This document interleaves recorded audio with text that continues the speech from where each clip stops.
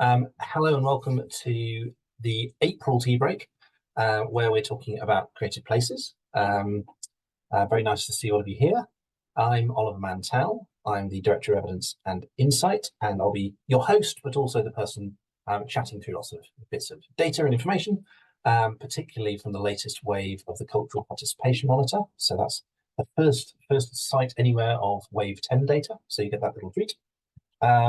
But I'm also joined by my colleague Cara, who is our senior place-based consultant, who just gave a wave there. So, for the purposes of description, I am a blonde-haired, white, middle-aged male with a slightly blurred background. It's not your eyes; it's just the little inbuilt feature. And Cara, do you want to do a quick hello? Yeah. Hi, everyone. I'm Cara Pickering, and for the purposes of visual aid, I am a middle-aging black female with small locks. Thank you. Cool. Lovely. Let's dive in and say a bit of things about creative places. I'm also very conscious there's some incredibly expert people on this call as well, who will no doubt have interesting things to say in the Q&A. So I look forward to hearing that as well. So what we have done for this latest wave of the participation monitor is, so we've asked about 3,000 people, representative of the whole population within the survey.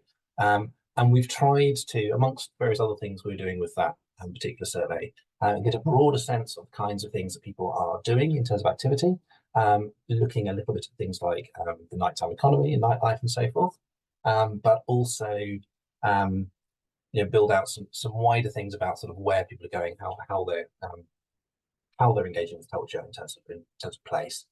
Partly because we've seen some interesting trends emerging about people's worlds potentially getting a little bit more contracted, but also looking at the role that culture is playing in encouraging people to get out there and do things. So to start with, in terms of the cultural events, typically we, like the Taking Part survey, like the DCMS participation survey, and like a wide range of other surveys, ask about a fairly sort of consistent set of activities. But we wanted to go a little bit broader than that this time to get a sort of like a bit of a broader sense of the kinds of things that people do, particularly including things which are maybe more sort of place-based, place-specific. And so the ones in white here are the things that we would normally ask, except for the archaeological side, which is a new one as well. But the other additions are all here highlighted in blue. And what we're trying to do is to try and draw out that kind of wider picture of how people are engaging. What we can see really is that often lots of the typical kind of arts and heritage things that we ask about are, broadly popular activities. So you see them in descending order as you go down the lists. But things like, food and drink events, sort of street food, etc., is more popular than any of them, as you might expect. But also there's a wide range of other activities which are very broadly engaged with by like sort of a third of the population, libraries and archives, night markets, including night Christmas markets, going out, traveling for nature, going to watch sport, going to religious buildings and not for worship. All of these are kind of quite broad, chunks of population are engaging in them. And some other particular types of attractions that maybe we didn't otherwise pick up, like zoos or aquariums, or one that I was particularly curious about was escape rooms, because we see them everywhere, but how many people are doing them? So we'll see there's, some, but not loads. So these are all percentages that have done them in the last 12 months. So there's about 1 in 14 done escape rooms, which is similar to actually museums at night and that kind of thing, which is interesting. So again, I wondered how many people would give that answer. What we've also done, though, is looked for each of these activities at which groups do them the most out of, if not all of the different groups we look at, then at least those with larger samples. And we can see, and I won't go through all of this in detail, because one of the joys of giving you the slides is that you can zoom in on the bits you like most or are most interested in, and look through the detail yourself. But we can see that there are sort of certain sort of clusterings of things that tend to attract particular groups.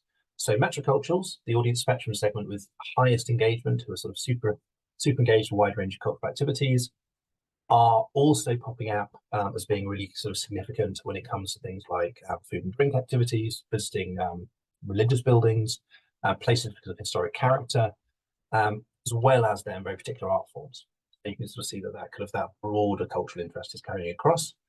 We see there's a whole load of things where sort of family engagement is really key. Unsurprisingly, stuff like outdoor events, some of the stuff that's more explicitly targeted at children, and also sort of young people and students. So I think it's only fair to give a shout out to full-time students having a particularly high proportion of people going to libraries and archives, which is exactly what you'd expect, and maybe not what you'd read in some newspapers. But broadly speaking, we could see there are some kind of differences between who's most and least engaged. And the other thing you can do is look at these columns and look at the extent to which the kind of distinctively high ones are actually that different from the average at all. So in some cases, it's really very different. In other cases, not so much. So again, that's a useful thing to keep an eye. One thing I did think was quite interesting, and we'll come back to this in a sec, is that after-hours museums visits, where it's about 1 in 14 people, but it's about 1 in 5 when you look at Asian British people, and indeed similar numbers for Black British. And Cara and I were having a bit of a chat about this when we were looking at the figures earlier, and that maybe it could be that sometimes those kind of extra events that are put on by museums are also targeted around the kind of supplementary programming and activity that museums are putting on, trying to reach particular groups. So in a way, it's got to be encouraging that particular profile by virtue of how they're setting them up. But it does show that if you try and reach particular groups, you can, but you just need to actually do the programming and keep it as a core part of activity.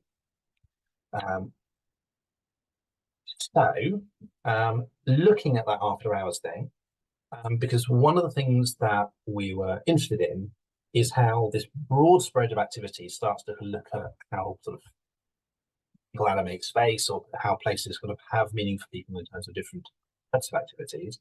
But we also wanted to know the extent to which the sort of standard opening hours, standard programming patterns for places, whether there was opportunities to get new audiences or different audiences by changing some of that a little bit. So we just asked 2 very specific questions. So there are loads of possible options we could have given, but we just stuck with 2 to start with, which were, would you be more likely to visit a museum or gallery if they stayed open into the evening? And we did give this extra text to say, by that we mean until about 9 o'clock. And then we also asked around music and theatre events to sort of say the opposite. Would you be more likely to go if they finished by 9 as opposed to carried on beyond that? And we saw that quite a lot of people said that they thought they would be more likely to visit. So a full third of people saying that they would be more likely to visit, and then another 40% saying maybe they would. So essentially getting on for 3/4 of people saying their attendance at least might be increased by more flexibility about everything else. That on its own, as a sort of single stat, you wouldn't necessarily design all your programming around it. That'd be quite bold. But it does, I think, provoke some thought about what could be done differently in terms of engaging people with different hours. But the flip side, in terms of events finishing sooner, actually ended up with an almost identical result. So it's a sort of funny paradox, but it feels like that kind of early evening period is quite important for people as a potential sort of slot for cultural engagement, where it's not too early, it's not too late. They're clear of work and other obligations, but they can still get on with life and or go on and do other things, or indeed get to bed early. So that's sort of an interesting balance there. But when we look at how these results differ for different groups of people, we could also see that those who are most likely to say that they wanted museums to stay open later, to some extent matched what we saw in terms of people who were going when they were available, it tended to skew towards experience seekers. So that's the ES, the audience spectrum type. So you tend to be kind of young, quite culturally engaged, do lots of different things, tend to be sort of based in cities. Black and Asian people, under 35s, those young children, and those working from home. A lot of those are often not the people that get to set the opening hours of museums and galleries, I note. And it could be that that might be one of the factors why there are people who may want the hours to be slightly different from what they are. There's a similar picture when it comes to events and finish times. A couple of specific differences I think it might be worth pulling out. One is the southeast was slightly higher for this question as well, and I think that's probably a sort of getting back out of London thing. That it's, you know, the later it is, the harder it is to do. But also noticeable that women were more represented amongst people that said they'd rather have an earlier finish, which might be a safety thing or a travel thing. Obviously, all of these things would need further exploration to be sure. But nonetheless, some suggestions about how changing those sort of hours would change the way that people are engaging with what they're doing. So we also asked if that's about people's general engagement, looking specifically at when people were traveling for engagement, what that might look like. So we started off just by looking at the proportion of people that said they'd been on a short break or a holiday, either in the UK or overseas in the last 12 months. So in total, 85% of people said yes to at least one of these four options. And obviously a whole load of people said yes to multiples of them. And we also asked people what they anticipated doing next year. And the general sense was people would expect to do a little bit more of everything except for the UK short breaks, which perhaps have been substituting for more extensive travel. So of these 85% of people, we then said, well, to what extent are any of these following factors either very important or quite important to you when choosing where to go? And so these percentages are percentages that said either very or quite, that's dark or pale blue. And although it's not, you know, an absolute majority, you can see that a lot of people, you know, 1 in 3 of these people are saying that arts and cultural venues are important to them to some extent, and historic sites even more so, you know, getting on for half. There are, of course, other things that are important, and we can see that, you know, nature and the outdoors is really quite strikingly high. But generally, things to do in the evening, that whole kind of nightlife thing, is quite important to quite a lot of people. So hopefully that helps to make the case that, you know, investing in cultural offers is good for supporting tourism, which is perhaps a point that's useful to keep making, even if it's been made before. There is some more detail, which I'm going to get too bogged down in now, about the particular types of people who are relatively more likely to have said that they were thought that these were either very or quite important. But broadly speaking, it skews towards groups, audience spectrum groups that are high in London, and indeed Londoners in general, and groups that are a bit younger and with sort of higher incomes or sort of more senior roles, higher educational levels, or working from home, that kind of thing.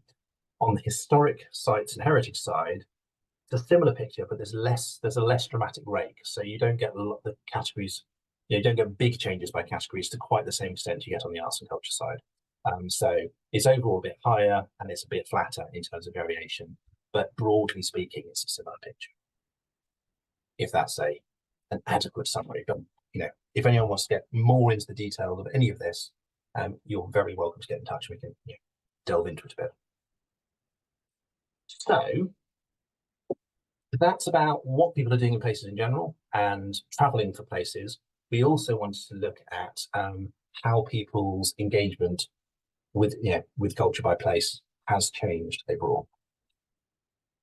So we asked people, compared to 5 years ago, we asked two questions that were very similar. So compared to 5 years ago, has the range of places you go for cultural events increased or reduced with these different options as listed?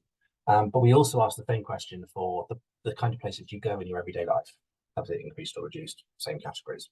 Partly it's a bit of a check to see if one of these things is behaving very differently from the other. The answer was broadly, they weren't behaving differently, they're very similar. And what we can see is, although there's lots of variation, there's a whole load of people engaging more, there's a whole load of people engaging less.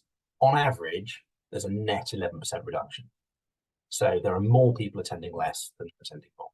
Sorry, attending a reduced range than in an increased range of places. So people are, by and large, their horizons are kind of creeping in a little bit, which is what we've seen from various other sources. So that's not a surprise, but worth noting. So you've got 37% of people saying that they are attending a narrower range of places than they used to 5 years ago. Now, that could be, a first hypothesis might be, oh, that's because a certain chunk of the population gets old at any given period. So you'd expect maybe it's them that's not engaging so much. That isn't particularly the case. So this does appear to be a sort of slightly wider effect. Specifically, on this age point, I think it's quite interesting. If you look at that bottom label in terms of who's engaging less, it appears to be 45 to 54-year-olds who are the ones who are reigning in the range of places they're going to, much more than older groups. So it seems like the pinch is being felt earlier in the sort of life flow rather than later, which is obviously terrifying for me, having recently turned 45. So all the good times have happened apparently, and I'm going to be going to fewer places and doing less interesting stuff. But nonetheless, that sort of reflects an interesting picture. There's also, it's lower in, or that there's a greater tendency for people to go to a fewer different places in Scotland and Wales. This could also be something we've seen elsewhere as a kind of post-COVID hangover, which was more pronounced in those countries, partly because of longer lockdowns, we think.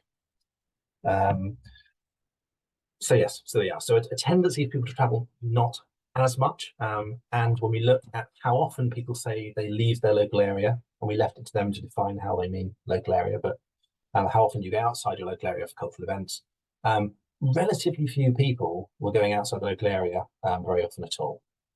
So although we can see those kind of those trips, those kind of multiple days away trips, quite widespread, and culture is a key driver of those, nonetheless, on a sort of day-to-day, weekly, whatever basis, really people stay where they are, as you would probably expect. But it does emphasize that to some extent the available audience is the local audience, unless you're specifically reaching out to a cultural tourist audience. So we've got this kind of slight sort of paradox or tension going on between those two different groups. Generally speaking, though, people who are traveling outside the local area for cultural events will tend to be younger people, tend to be families, I guess, people trying to find things to do with the kids. Unsurprisingly, people who are feeling better off rather than feeling worse off than they used to be are probably more likely to be going out and doing things. And again, some of those other things which just correlate with high attendance, working from home, having high degrees, etc. So people who do more will tend to, go out and do more. So this is like a bit of a sort of a very, very quantified sort of overview of some sort of broad pictures. But what's it showing in general? So I would suggest that what it's telling us is that at a top level, the way that people experience creative places, what they do in them, how, the things that are in those places that matter to them, that form part of their life, are very different based on who they are. We've seen some of those different event categories being very different, but also on the kinds of engagement they're doing. So not only just what the activity is, but whether it's part of a trip or whether it's part of day-to-day life, and based on whether the offer is at a particular time of day, or if those time bands move slightly. So we're seeing cultures clearly being an important driver, and heritage in particular, and something that there's a real value in investing in to drive tourism. But equally, local audiences, and particularly kind of hyper-localism, so expecting people to sort of engage where they are as opposed to going off elsewhere to engage, looks like it's continues to be really important. Albeit, that range of offers, the differentiation, etc., seems to be what's unlocking particular groups engaging different things. So, if that's the summary, just to flag, we can tell you much more about very specific places with our population profile reports, and things that look at population change since the previous census, etc. as well as other things of evaluating place and engagement and evaluation of activities, etc. And indeed looking at the longer term legacy of those. And excitingly, given that what I've been saying about who goes depends a lot on what's available, we do now have the capacity to engage much more with the kind of like programming side through Cara and her previous experience as programmer. So that's also something we can help you with, which is yeah, it's very, very good news because it's something we've known for a long time. You do need to get engaged in the product to really make that difference. But speaking of Cara, I'm going to invite you to come on the mic, so to speak, and just give a few thoughts in response to what we've said so far. So over to you, Cara. Thank you, Ollie. Hi, everyone, again. So yeah, I'm Cara Pickering, and I am leading on the Creative Place pillar here at the Audience Agency. So I think when speaking about place more generally, we often talk about making somewhere better to live, work, and play. And I think that is coming through really strongly in the participation areas there. As Ollie was saying, it's about thinking about where people will engage and how they will engage, whether it's part of their everyday life or a special event. But it's important to also note that all of those things are affected by education, environment, transport, health and well-being, arts and culture, and also tourism. It's a cross-sector of activity that all influences each other. And I think COVID showed us just how fragile a lot of that is to one another. But thinking about hyperlocal engagement, we've spent a lot of time championing local people through COVID, which I think is reflected in some of those museum visits in the lates that showed a different type of engagement. And it's about that responsibility of programming and of commissioning.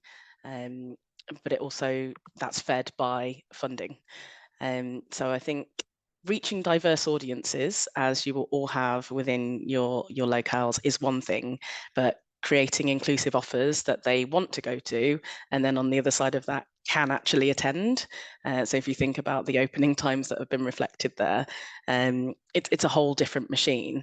Engagement is one thing, inclusion is another. So through some of the work that we're doing in the PLACE programme, we're definitely seeing a willingness from organisations to connect with audiences via events for commercial purpose. But then the other angle of that is that we're seeing a real need and desire to reflect the social impact of those as well. So like saying, if you look at from food and drink um, at the top of the line, there's a lot of local authorities that are seeing increase in food bank offering. And somewhere within that, we need to think about how culture and arts and visiting museums fits in.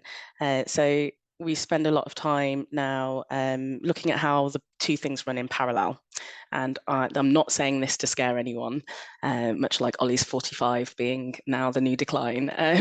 But it's not easy to create offers and sustain offers through the current climate. And I've spoken a bit about that in the Arts Professional article on using culture for innovation. It's a really difficult time for many, but what we are seeing is the opportunity to work cross-sector.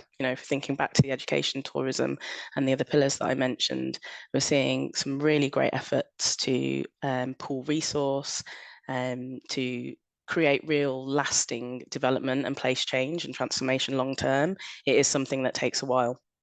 And it should, and it's something that needs to be reflected on, and that's where that legacy look back comes in as well into your creative programming. It's one thing to commission and create events for people that pop up and they go and they have a nice time, but how do you continue that engagement moving forward?